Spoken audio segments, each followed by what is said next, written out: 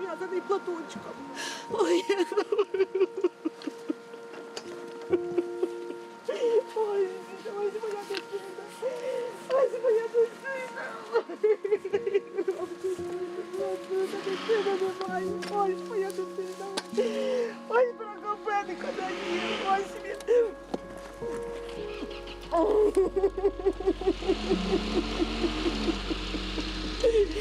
Це його сьогодні викопали. Вчора. Він же був в одіялі. Що його так і забрали, мабуть, з одіяла. Він в обернутий в одіялі був. А як же тепер, щоб не перепутати, що іменно він? Я тут знала, що точно він, точно він. 4 мая. Пішов до друга, воно щось прилетіло і вбило. Не знаю, як убило, не знаю. Ви його самі тут поховали? Нам не розрішили саме. Під яким номером ви поховали? 280-й. Ми йому і купили і гроб, і крест, і табличка в нього там і була. Все в нього було. Поховали так, як треба. Ну, нема дитини. І все. Як тяжело, якби ви знали, як тяжело. Це все пережити. Це не сказати і не переказати.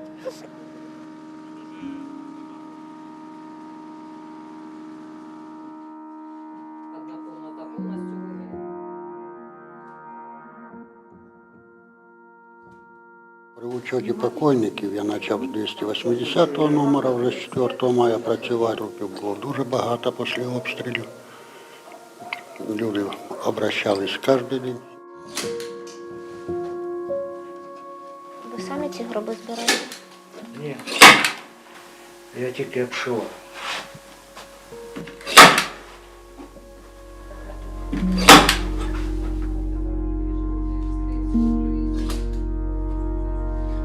Їхали в морг, в моргі там поранені, якщо нема родственників, значить зразу везли на кладбище, хоронили, ставили номер.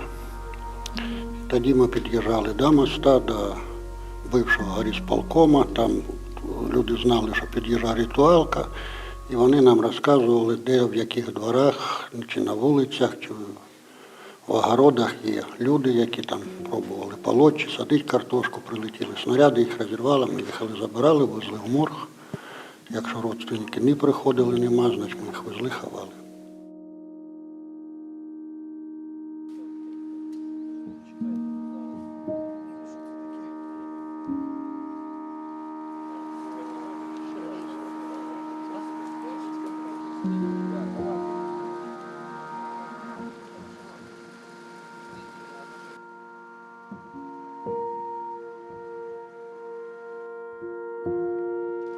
Тіла захоронювались без труни, або в поліетиленових мішках, або просто в одежі, тому дійсно вони зазнали певних природних змін.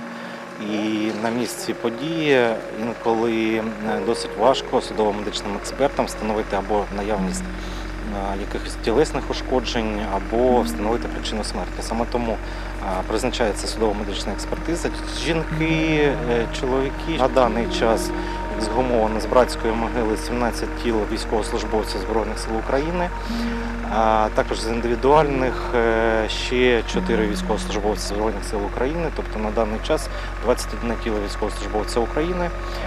Також ексгумовано 5 дітей.